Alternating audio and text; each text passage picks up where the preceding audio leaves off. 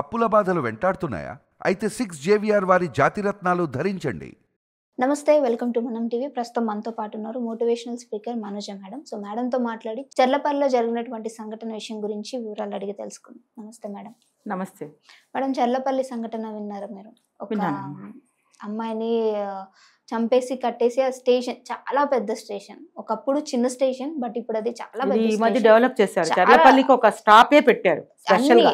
చాలా ఎన్ని ప్లాట్ఫామ్స్ ఉన్నాయి అంటే అంత మంది జనాలు ఉన్నా తీసుకెళ్లి అక్కడ పెట్టి వెళ్ళిపోయారు అంటే ఎవరు చూడలేదు అని అంటారా, లేదంటే కావాలని ఇంటెన్షనల్ గా చేసింది అనుకోవచ్చు అంటారా? ఈ ఒక కేసే కాదు, కిస్మత్పూర్ బ్రిడ్జ్ కింద కూడా సేమ్ కేసే. అమ్మాయికి 25 నుంచి 30 లోపల ఉంటాయి. ఇంతవరకు ప్రైమరీగా అమ్మాయి మీద ఏమైనా అత్యాచారం జరిగిందా, అసలు ఎవరు అమ్మాయి అనేది ఐడెంటిఫై కాలేదు. చర్లపల్లి కేసు కూడా అంతే. ప్రైమరీగా ఏం చెప్పారంటే రిపోర్ట్ అయితే ఇలా దొరికింది అని మాత్రమే చెప్పారు. 2 చోట్ల కూడా ఇదే కేసులు. ఎందుకంటే ఆడపిల్ల ఇంట్లో పొద్దున పోతే సాయంత్రానికి ఇల్లు చేరాలి. ఎక్కడికి వెళ్ళినా కూడా, ఏ జాబ్ చేసినా కూడా. మరి సాయంత్రం పూట ఇల్లు చేరకపోతే తల్లిదండ్రులకు ఆదురుదా లేదా? పట్టించుకోవడం మానేశారా? ఎప్పుడో వస్తుంది అనుకుంటున్నారా? మరి ఇంతవరకు కంప్లైంట్ ఎందుకు రాలేదు పోలీసులకు అనేది మనకి $1 మిలియన్ క్వశ్చన్. ఇంకొకటి ఏంటంటే, ఈ అమ్మాయి ఇక్కడ అమ్మాయా లేకపోతే వేరే స్టేట్ అమ్మాయా? ఎవరైనా తీసుకొచ్చి ఆ అమ్మాయిని ఏమైనా అవసరాలకు వాడుకుని అలా పడేశారా, లేకపోతే డబ్బు దసుకొని దొంగతనం చేసేసి ఆ అమ్మాయి నుంచి ఆభరణాలు దోచుకుని అలా పడేశారా? ఒక అమ్మాయి మీద అయితే, ఒంటి మీద అయితే ఏ బట్టలు లేకుండా ఒక నగ్నంగా పడేసినటువంటి ఒక సన్నివేశం కిస్మత్పూర్ దగ్గర కనిపిస్తుంది. చర్లపల్లిలో కూడా సేమ్ అలాంటిగా ఉంది. ఇప్పుడు వీళ్ళ మీద ఏమైనా దాడి జరిగిందా? దాడి జరగకుండా ఆడపిల్లను ఉత్తిగా చంపేసే వాళ్ళు ఎవరు ఉంటారు? ఇప్పుడు మనం పాత కేసులు తీసుకుంటే కూడా ప్రియాంక రెడ్డి కేసులో కూడా అమ్మాయిని 4-5 కలిసి ఇది చేసి తర్వాత చంపి కాల్చి బూడిది చేశారు. అంటే ఆనవాళ్ళు లేకుండా ఉండేందుకు.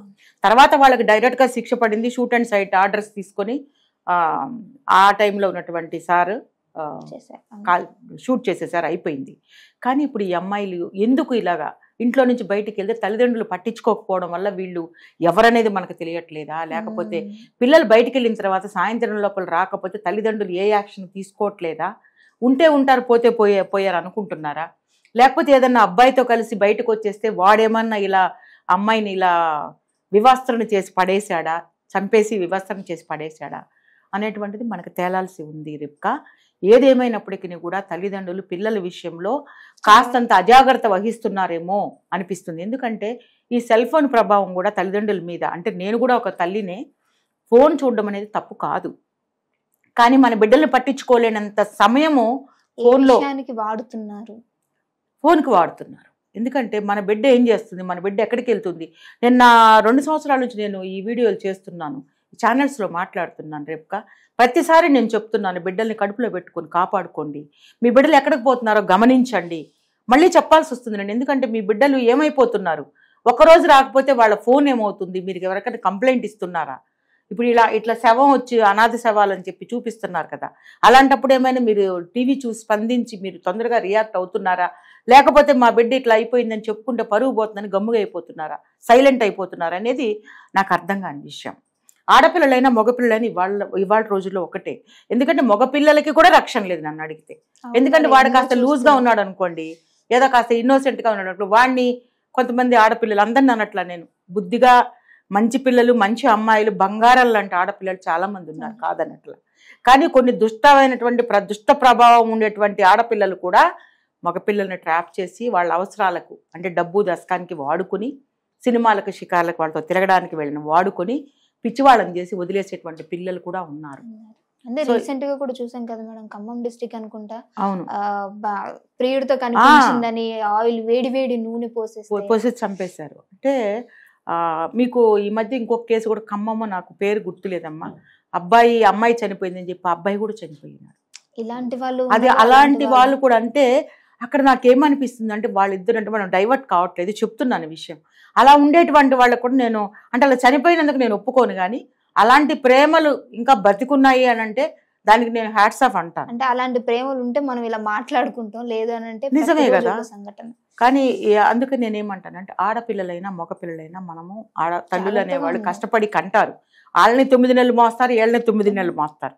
వీళ్ళకేమి ఎగ్జామ్షన్స్ ఉండవు, వాళ్ళకేమి తేడా ఉండదు. ఇద్దరు ఒక్క 9 నెలలు అంటే 9 నెలలు ఉండి బయటకు వస్తారు. సో ఇద్దరు మన బిడ్డలే, ఆడపిల్లైనా మగ పిల్లడు మనం సమానంగా చూసుకోవాలి.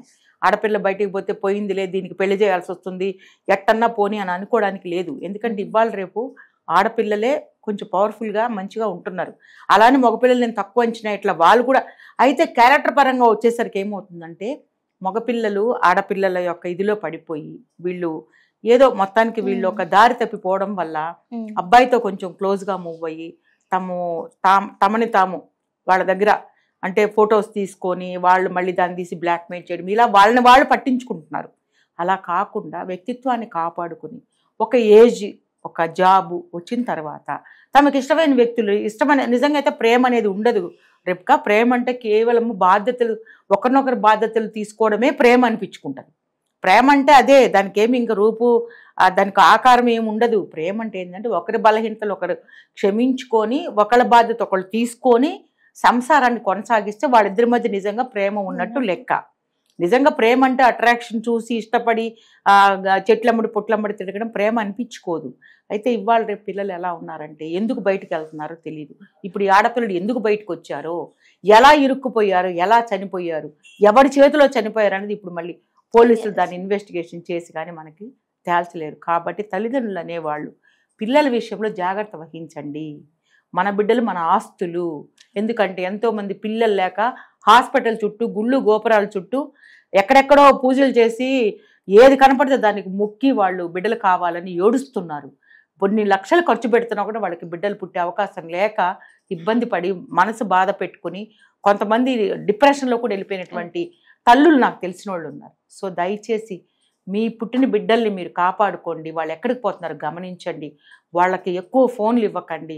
వాళ్ళ ఫ్రెండ్స్ ఎవరో తెలుసుకోండి. వాళ్ళు ఎక్కడికి వెళ్ళినా సాయంత్రం ఇంటికి వస్తున్నారా లేదా, అవుట్ ఆఫ్ స్టేషన్ వెళ్తే అక్కడ ఎక్కడ ఉంటున్నారు ఏంటి అనేది వివరాలు కనుక్కోండి. ఇలా అనాథ శవాల్లాగా వాళ్ళని రోడ్డు మీద వదిలేసేటువంటి పరిస్థితి ఉండకూడదు అనేటువంటిది నేను చెప్పదలుచుకున్నాను రేపుగా. Okay, thank you so much madam. So వాళ్ళిద్దరికి న్యాయం జరగాలి. మీరేమనుకుంటున్నారు వాళ్ళ విషయంలో అనేది కింద ఖచ్చితంగా కామెంట్ చేయండి. Thank you madam.